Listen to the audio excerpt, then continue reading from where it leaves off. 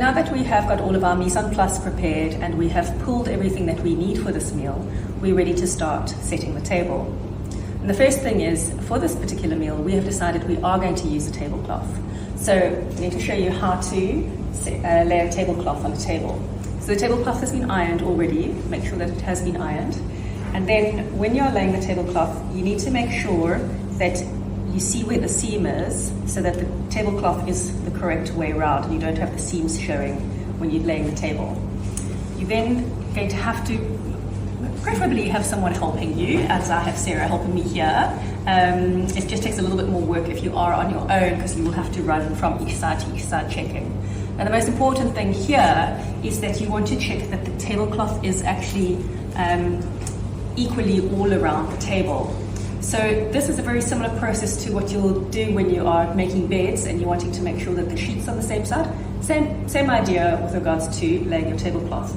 So Sarah and I will hold up each corner, and we can see, if we point to the corner and pull up, that we have both got an equidistant amount of tablecloth hanging over the edge.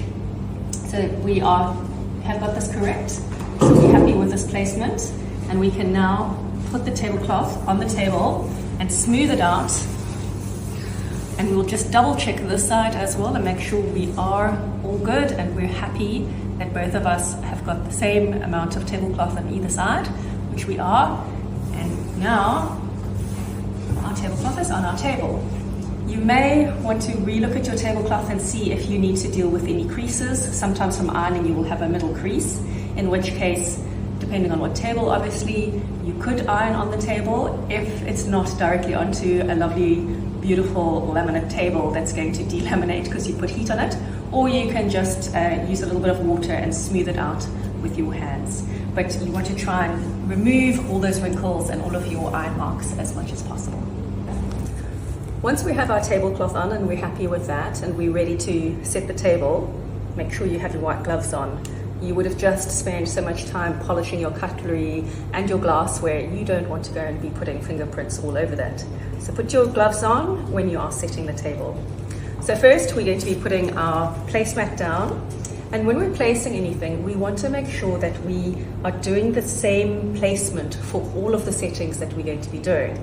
So choose a line where you're going to be putting things and stick with that line. So perhaps you might opt to keep the placemat at the very end of the table. Maybe you want to move it a little bit away, but now how big a distance is that? Now there's a number of different ways you can use to measure this and make sure it's the same for all the different places.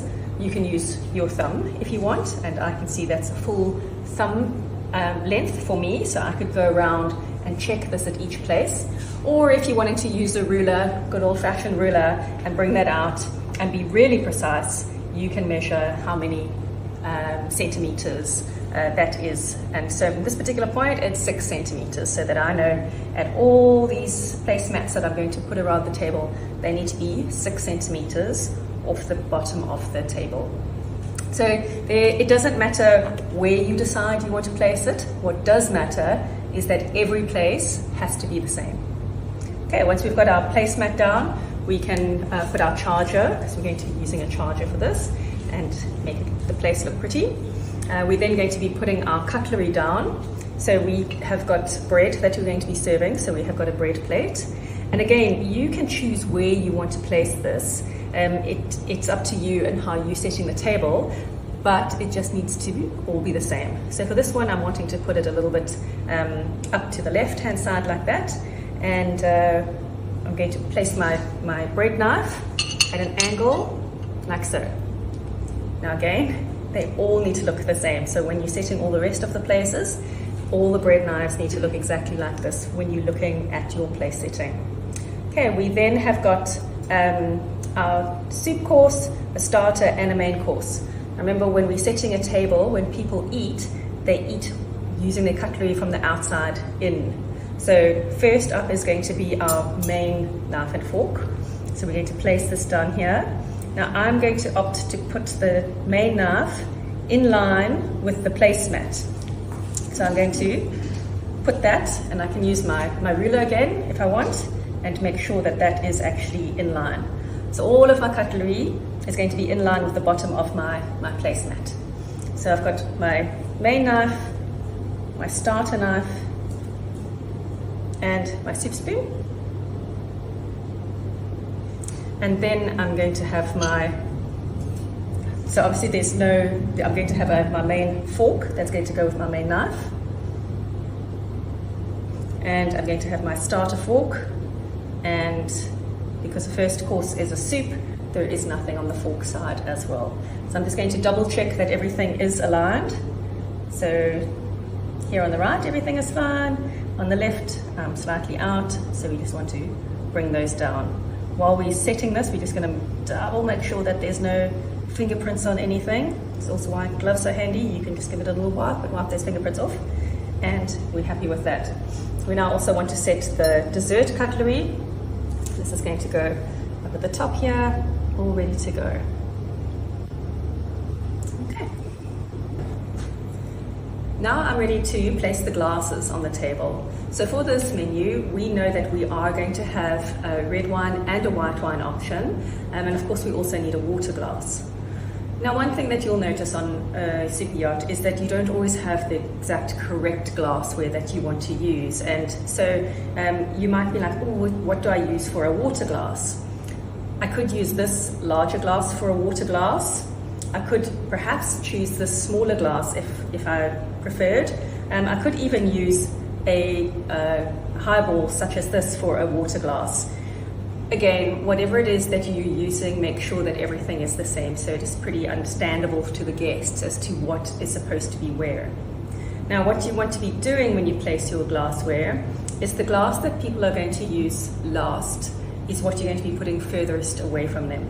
In this instance, we think that they will have red wine last, because red wine is on the main course, and people will probably only be switching to red wine at the end for their main course. But they're going to be having white wine before that, and most likely be wanting sips of water before that. So we want those glasses more accessible. So we'll put our red wine a little bit further away from the guests. We're then going to be placing, we'll use this one for our white wine for this meal. We're going to place our white wine glass, and we're going to be placing our water glass, like so. So every single place must be set like this with our glasses, so that it is very clear to guests which glass is for what.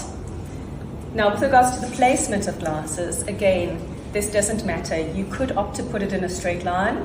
You could opt to perhaps move your water and wine like so, thinking that maybe they'll have their white wine closest, water closer. You could opt to have the water in front like this, with white wine and red wine. This totally depends on the place setting your table, how you wanting to place the table. But again, whatever format you decide on has to be the same for each and every setting. And it needs to make sense to the guests. So for instance, you are not going to be placing a red wine glass here and the water hidden at the back there, making it more complicated for a guest to reach around to get their water when they're wanting to have a sip of water.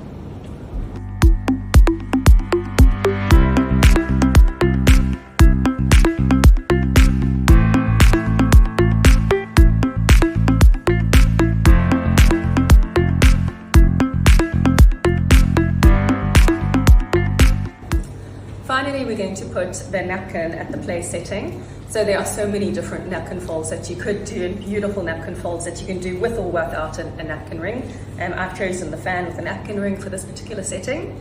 And again, when I'm going around, I'm going to make sure that all of them are placed in exactly the same location at all the place settings. Once that is on the table and I'm happy that everything is fine, I'm going to make sure that the chair that I have pushed out to be able to work close there is pushed into place. So you again can decide, do you want to have the chairs right in? Do you want to pull them out slightly, making it a little more inviting for guests to come to the table? This is up to you, but again, what you decide for one must be done for all.